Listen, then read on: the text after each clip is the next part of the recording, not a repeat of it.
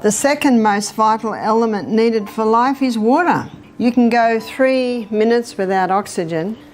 You can go a couple of weeks without water. Water is vital for life. It's right up there with oxygen as one of the most important things we need to survive. I always thought it was 3 days without water until I read a book called The Long Walk about some people who were escaping the Siberian work camp, and they were in the desert and they went nearly 2 weeks without water.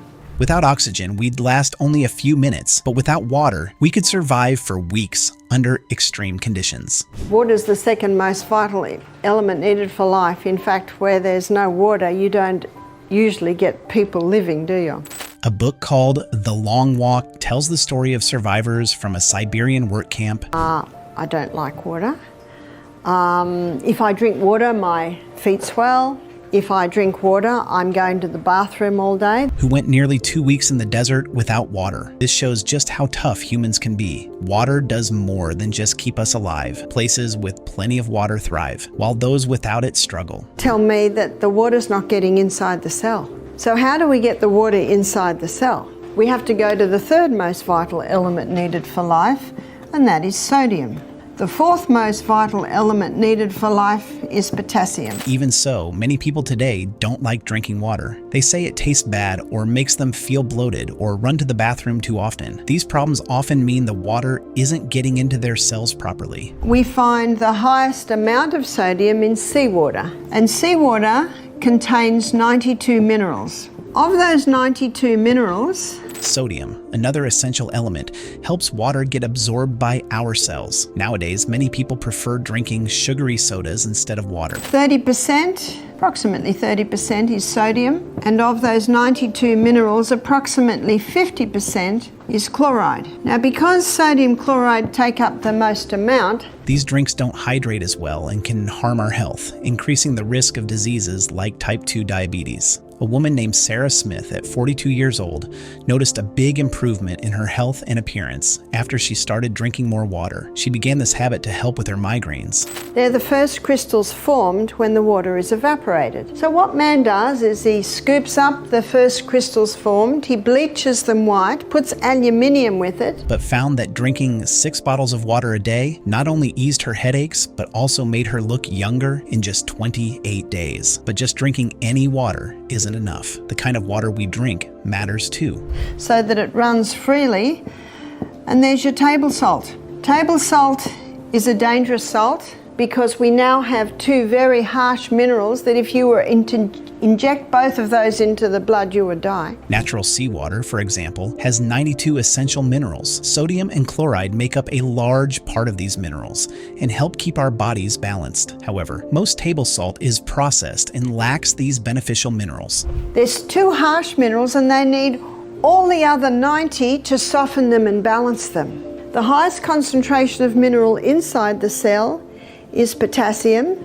The highest concentration outside the cell is sodium. This processed salt can be harmful if introduced directly into our bloodstream. Dr. Barbara O'Neill has spent her career teaching people about the importance of water and mineral balance for overall health. She highlights how understanding and using natural resources can transform our health. And in this bilayered membrane that is around every cell, there are sodium-potassium pumps. And these sodium-potassium pumps are ever going like this, maintaining the balance between potassium and sodium. But there's more to this story. Despite the clear benefits of proper hydration and mineral balance, many still neglect these simple health principles. So why not start today? But when someone's not eating enough fruits and vegetables, and that's where you get most of your potassium, and they're putting table salt on everything far too much, what happens now is sodium levels rise and potassium levels drop. Drinking more water and paying attention to its quality can make a big difference. And don't forget, staying hydrated is not just about avoiding sugary drinks. As we are about to get started, remember these are trace elements. Salt is not supposed to be a source of daily recommended allowances. Chloride. Redmond's has 913.8 milligrams, Himalayan 885.45, Celtic 693.75. It's about giving your body what it truly needs to function at its best. Small changes in your daily routine, like drinking more water and choosing natural sources of minerals, can lead to significant improvements in your health. Sodium, Redmond's has 568.6 milligrams, Himalayan 575, Celtic at 530.76. Potassium, Redmond's has none detectable, Himalayan has 5.25 milligrams, Celtic at 3.11. Sulfur, Redmond's has 3 milligrams, Himalayan at 18.6, Celtic at 11.19. Dr. Barbara, an expert in natural medicine, loves teaching people about natural ways to improve health. She explains that staying truly hydrated means more than just drinking a lot of water. Calcium, Redmond's has none detectable, Himalayan has 6.07 milligrams, Celtic has 2.92. Iron, Redmond's has 0.45 milligrams, Himalayan 0.058, Celtic 0.16.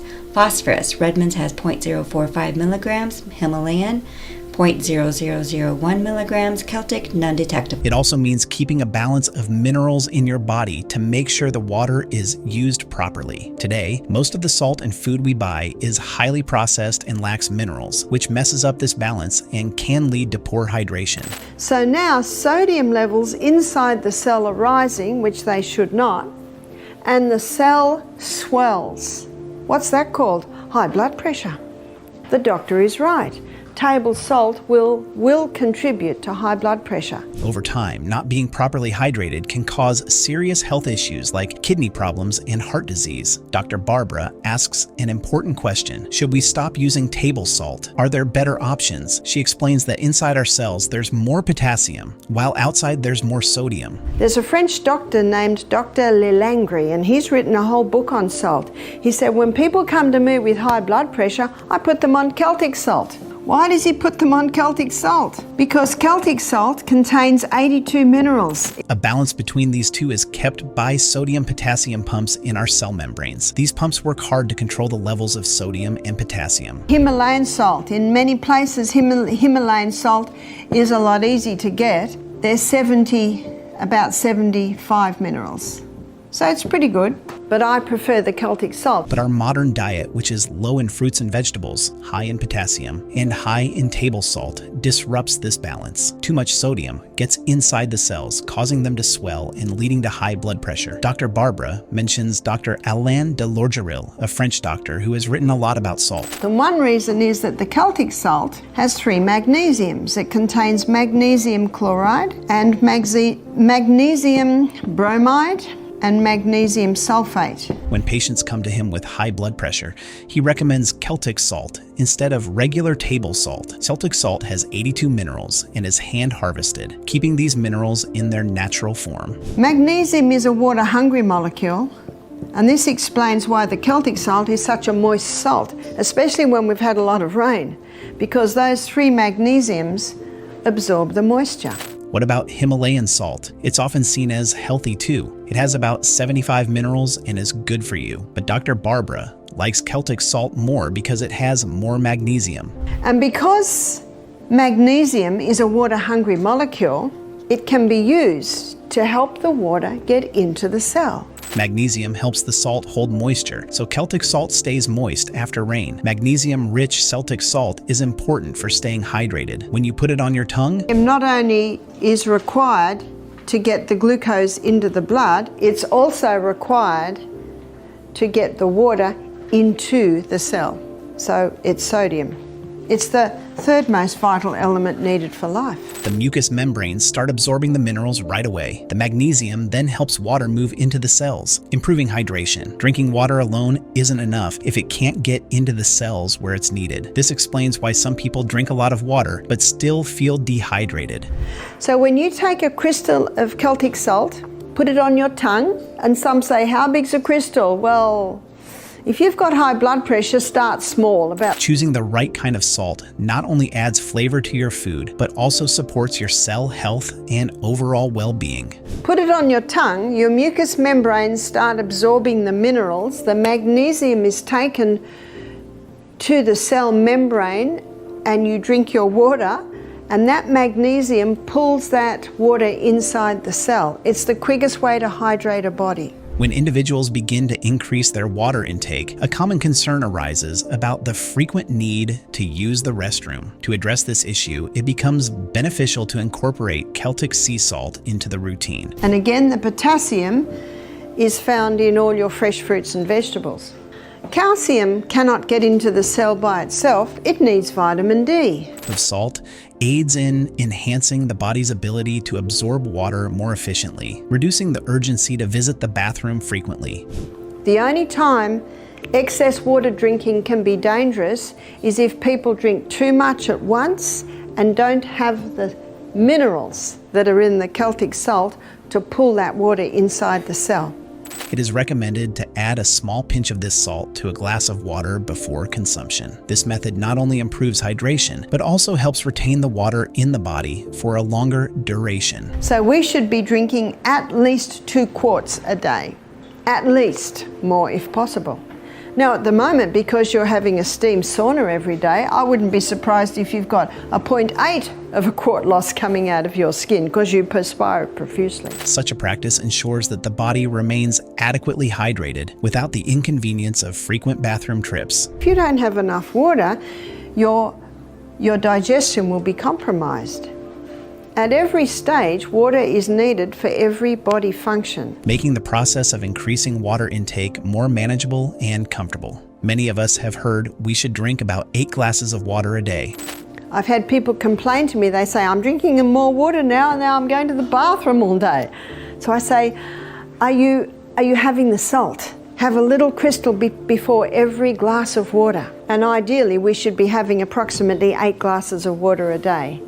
This advice has been around for a long time. It comes from a 1945 recommendation by the Food Nutrition Board, which said we should drink about 2.5 liters of water daily. But people often forget that most of this water comes from the food we eat. I think I mentioned earlier, I drink half a glass as soon as I get up. I go to the bathroom, I drink another half glass. Then I get dressed and have another half glass. But when I start every glass, I have that little bit of salt.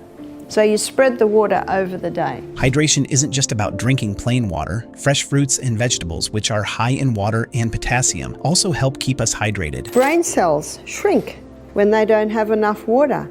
Headaches are common when we don't have enough water. Negative thought patterns can develop when our brain cells don't have enough water. If you're feeling tired or hungry, drinking water with a bit of salt can give you a quick energy boost. It's more effective than a cup of coffee or a cigarette. Another tip is to go outside and take deep breaths near a tree. Important point, if you're on the ketogenic diet, okay, low carb, if you're doing intermittent fasting, if you're doing prolonged fasting, boy, you better take enough sea salt or you're not going to feel right. You might end up with low blood pressure, you might end up with dehydration and overall weakness. And so it's not just about taking an electrolyte powder with potassium, also make sure you take enough salt. Trees give off oxygen, and deep breathing can refresh your body, giving you more energy. This shows that staying hydrated isn't just about drinking water. I can get my hand to go in and out like that without pain because around every joint there's fluid. And that fluid is synovial fluid and it is 99% water. In a state of dehydration, the body can take some water from there to maintain full blood volume in the major arteries and veins.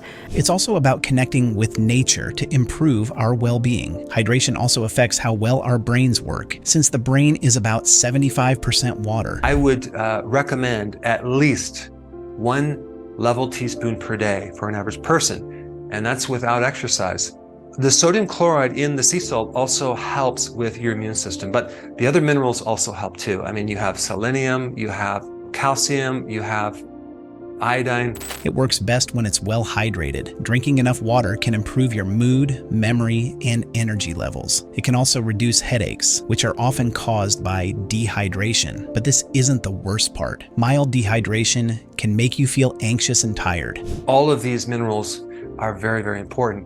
I mean, it's pretty wild that people still use table salt, right?